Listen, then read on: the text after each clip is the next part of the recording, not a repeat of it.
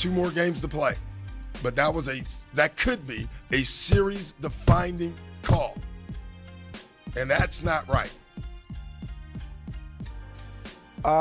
Series defining. Somebody give me the definition of defining.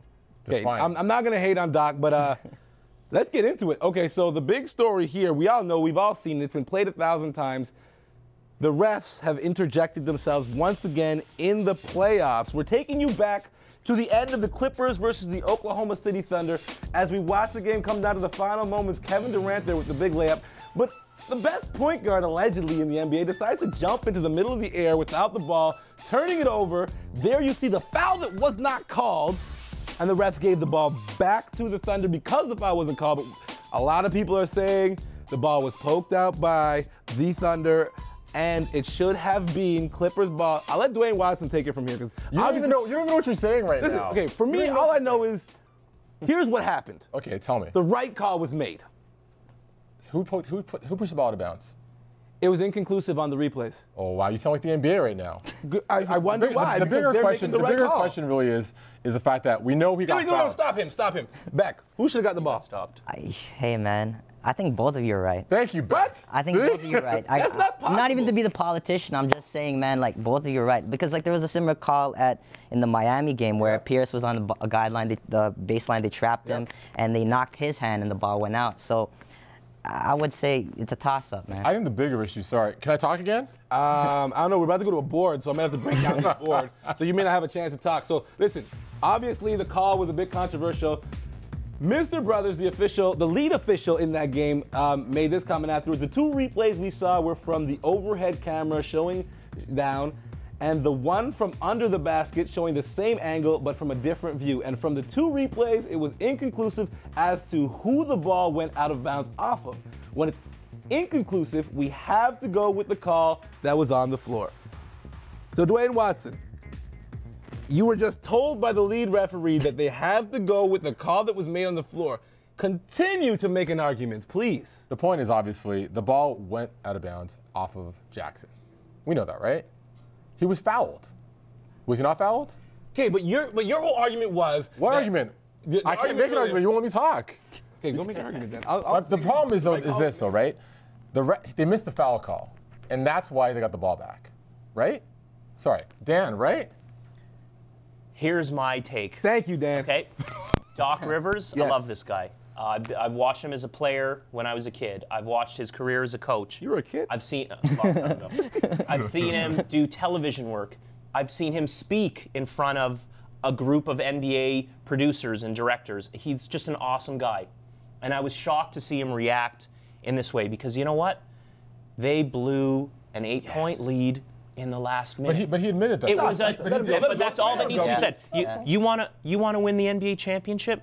Show me you're a championship team and don't get outscored 12-0 in the last minute of a massively important game. The Clippers have no one to blame but themselves. They put themselves in a position for a call maybe to not go their way. Best point guard in the league. He owned the fact that they didn't play. He said we didn't play. But when they didn't, once you make the call, if they don't call the foul and Jackson knocks out of bounds, that's the Clippers' ball. Don't put yourself in that position. Yes or no, though. But listen. No. Because the refs changed the off the game. Series-defining moment. All right, series-defining moment done. Court is adjourned. We got to move on. Listen, another thing that we got to talk about involving the Los Angeles Clippers is, of course, their owners out there just making enemies left, right, and center. One enemy you do not want to make in the NBA is one of the golden children of the NBA, Magic Johnson, who went on AC 360 after Mr. Sterling went on AC 360. And let's join in with Magic's comments from that interview. Just wish he knew the facts when he's talking, but he's a man who's upset, and he's reaching. He's reaching. He's trying to find something he can grab onto to help him save his team, and it's not going to happen. Okay.